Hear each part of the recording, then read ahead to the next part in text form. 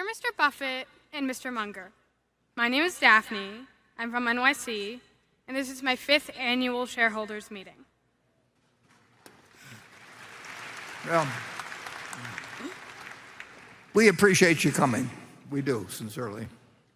As you know, for the past 4 consecutive months, we've been going through inflation, with an inflation rate north of 7% for the first time since 1982.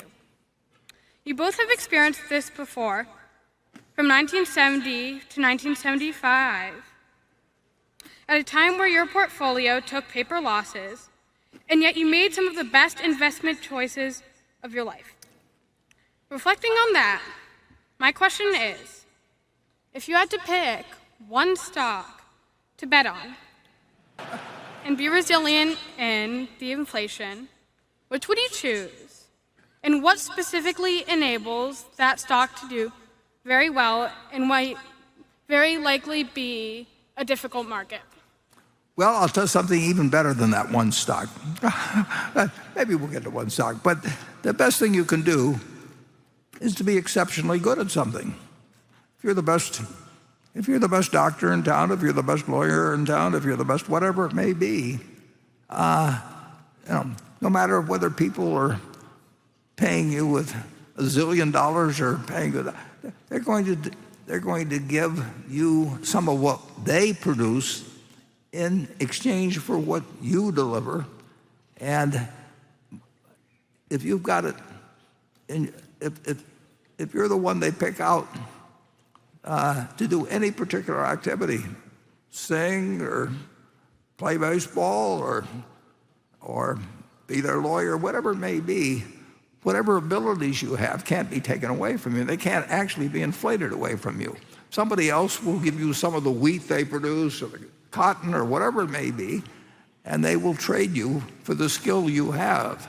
So the best investment by far is anything that develops yourself.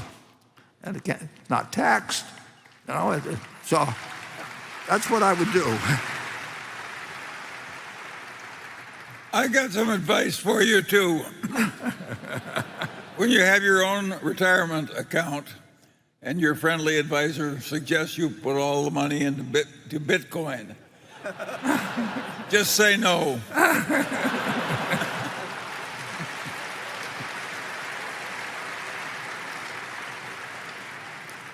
Yeah, I mean, but to figure out what you'd like to be, and figure out how, and what you'd like to be is what you're going to likely be good at. And the world will always need somebody on that tube to tell us what's going on. So, study Becky Quick or somebody and figure out, what makes her good, and what you sort of naturally bring to the game. I mean, I could have.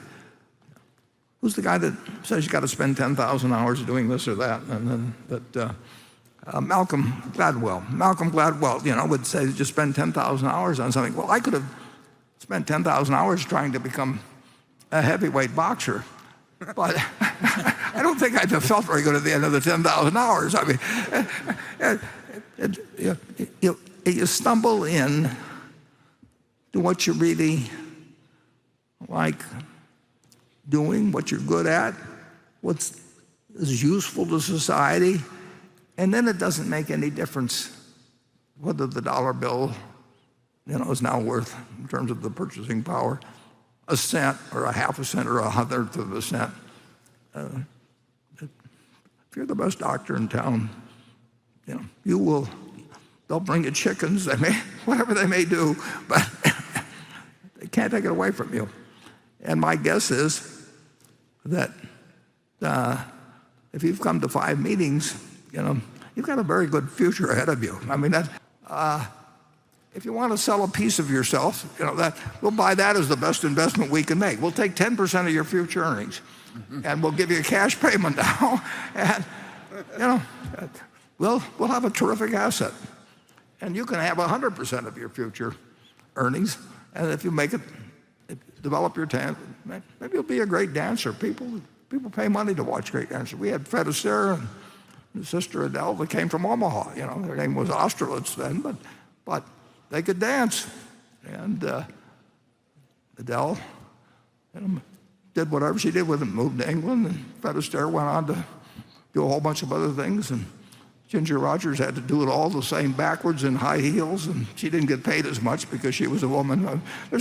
But you're going to do just fine. I bet a lot of money on you.